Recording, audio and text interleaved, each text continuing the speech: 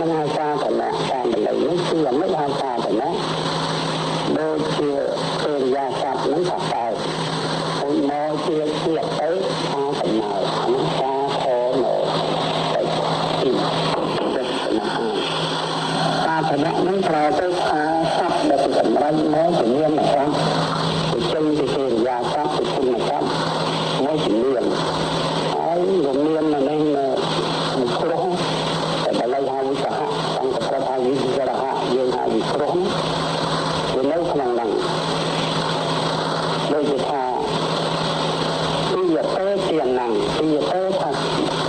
តាមទៅឲ្យឬជាណាំងប្រែថាអ្វីដែលទៅឲ្យដែលយើងទៅមកទៅខ្មែរថាអំណោយអានេះហៅថាតំណាក់គឺមកទៅជាឲ្យមកជាអំណោយដូចជួយមកជាជំនួយតាមមកជាតំណាងតាមមកជាកំណើតយ៉ាងនេះដល់ច្រើនណាស់ខ្មែរនេះនឹងមិនមែនអភិសាអីជាយ៉ាងនេះគេហៅថាតំណាក់អានេះមានវិគ្រោះទេ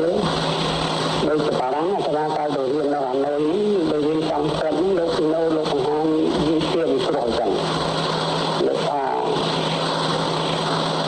ទៅវិទ្យាដោនទៅវិទ្យាដោនទៅវិដាហើយតាំងដោនណាទៅនឹងថាទៅវិគ្រោះទៅវិទ្យាដោនទៅវិដាហើយតាំងនឹងគេហៅថាវិគ្រោះហើយបល័យទាំងគឺថាជាណាំទៅទៅជាលកោទៅជាណាំទៅទៅនេះគេហៅថាវិគ្រោះគឺឋានៈណាឲ្យនៅអំណោយនៅទានអ្នកនៅឯឈ្មោះថាជាយ